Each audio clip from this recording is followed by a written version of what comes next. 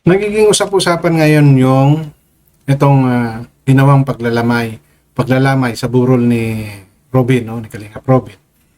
And marami pong mga speculations, maraming mga kwento, and isa na nga po dito yung pagbablog daw, no, nung mga binibigay sa pamilya, no, yung pagpunta ng mga taong naging parte ng buhay ni Kalingap Robin. And one of those ay itong si Dr. Lab, no, na sa aking pagkakarinig at sa aking napanood sa mga live, no, specifically sa live ni Kuya Mel, parang may nung nagsasabi doon na huwag tanggapin yung abuloy or kung ano man ang ibibigay ni Dr. Lab at ng Team Guapa, no. So I'm not sure if this is true, no, but there are speculation or may mga ganong sabi-sabi. So ito po ay opinion ko, no. Wala po akong taong tinanong, kinausap about this. Ito po ay sarili kong opinion. Umpisahan po natin doon sa pagbablog, no, nung mga binibigay, pinapaabot, no, sa pamilya ni Kalingap Robin. Okay? Dahil may mga nagsasabi, no, alam niyo na kapag ganyang patay, maraming mga ano ba to, mga pamahiin, no, maraming mga sinasabi, lalo na yung mga matatanda, maraming bawal, di ba? So, medyo malis po tayo muna sa ganong sitwasyon. Tingnan po natin yung logic, no, ng mga ginagawa. Unang-una, si Kalingap Robin po ay isang vlogger, no? Kung hindi man beneficiary.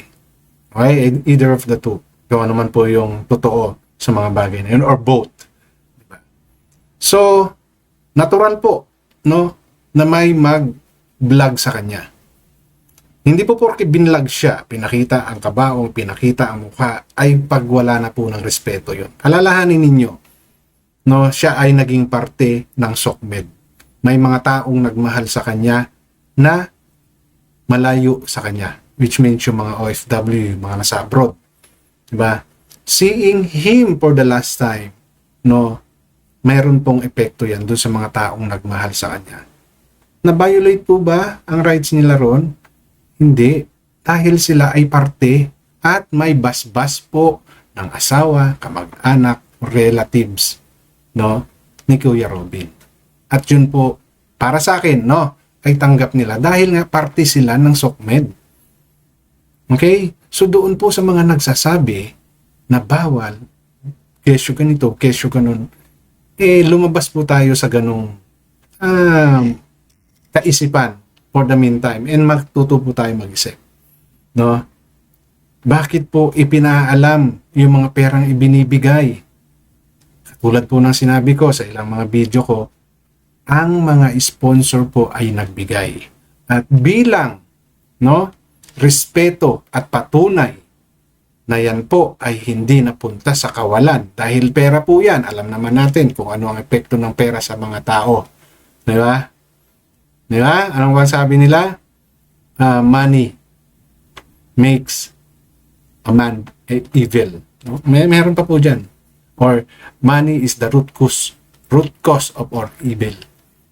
So, to protect the credibility of the vloggers or kung sino mang taong tutulong, especially if that money comes from abroad, di ba? At vlogger ka, ano pong gagawin mo? Ipakita po yun, no? Bilang patunay na yung perang yun ay natanggap nung pinadala. Di ba? Para wala na pong haka-haka. Di ba?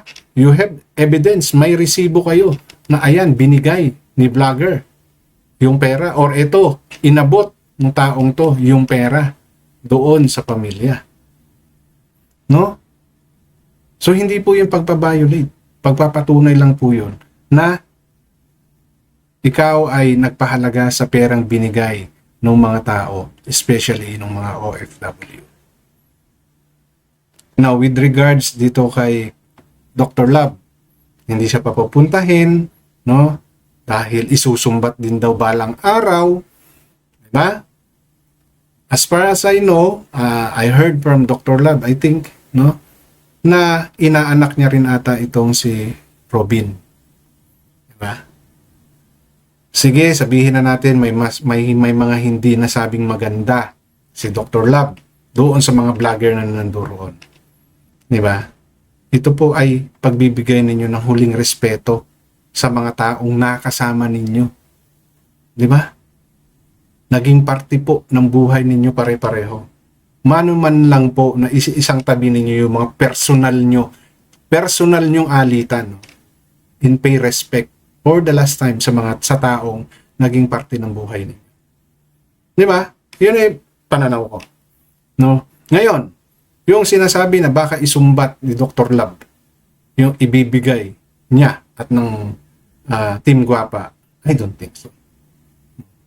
Ganun na ba kababa ang pagkatao ni Dr. Love na gagawin niya isumbat yung ibinigay niya doon sa taong namayapa? Parang pinapalabas niyo wala ng konsensya si Dr. Love. Di po ba? Para yun ay gawan pa ng kwento. Di ba? Huling respeto po yun. Tayo mga Pilipino ay may ganung ugali. No? So, kung magbibigay man si Dr. Love sa pamilya, labas na po kayo siguro kung sino man yung ayaw. Di ba?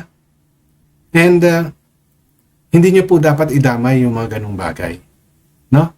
Kasi labas na po yan sa kung anong alitan meron kayo sa isa't isa. Di ba?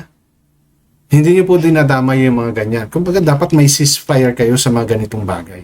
Hindi po puro sama ng loob, yung alitan, no? Pwede niyo naman gawin yan after ng burol or ng lamay kapag nailibing na siya, no? Pero for this, no? Show some respect doon sa mga namayapa, sa namayapa. Bilang tao, no? Hindi po bilang mga animal. Okay, so wag niyo po sanang bigyan ng maling kahulugan yung mga ginagawa ng mga taong tumutulong, no, ng mga vloggers na nagba-vlog, mga vloggers na ipinapakita yung mga amount, yung pera, no, na ibinibigay sa pamilya. Okay? Hindi na po dito wag na po natin masyadong bigyan ng pansin yung mga pamahiin na alam naman nating wala namang relevance sa totoong mangyayari. No? Kasi ang dami na po ngayon nagla-live ng mga may patay, no? Dahil nanghihingi sila ng tulong.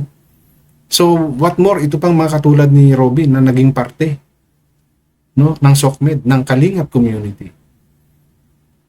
So, wag niyo na pong gawa ng issue yung pagtulong na ginagawa nila.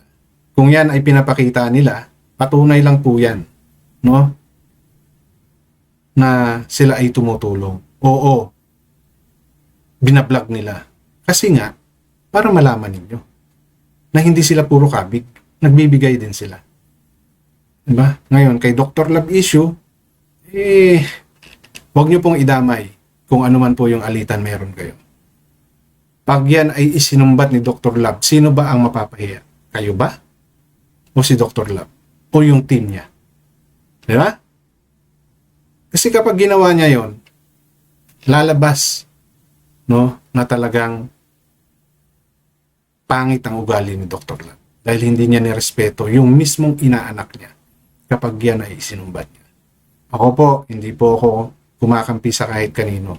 Bilang tao, bilang may respeto, bilang may dignidad, no, hindi niyo po gagawin yung mga ganyang bagay. Yeah?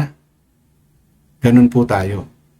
Ngayon, kung hindi ganun si Dr. Love, well, wala nang masasabi dyan. No? Pero yung pagbawalan po siya, na pumunta, harangin, huwag magbigay ng abuloy, I think, hindi naman po maganda yun. Respeto na lang po sa manamayapa. Yun na lang po yung isipin ninyo. Nasa sa kanya na yun kung ano man yung magiging isipin niya sa mga susunod na panahon kapag ka natapos na yung pagburol o pag nalibing na si Robin. Okay, so yun lang po yung gusto kong i-share sa content ko na to. Medyo kasi marami lang akong naririnig ng mga haka-haka because of this nangyari, no, kay Kalingap Robin, na sana hindi na binibigyan ng issue. Huwag nyo nang bigyan ng issue. Alam ko, pare-pareho tayong content creator, pero mamili naman po tayo no, nung ating i-content. At kung i-content man natin yung mga ganitong bagay, wag naman masamain. Okay? Bilang respeto po doon sa mga. So, hanggang dito na lamang. Maraming salamat.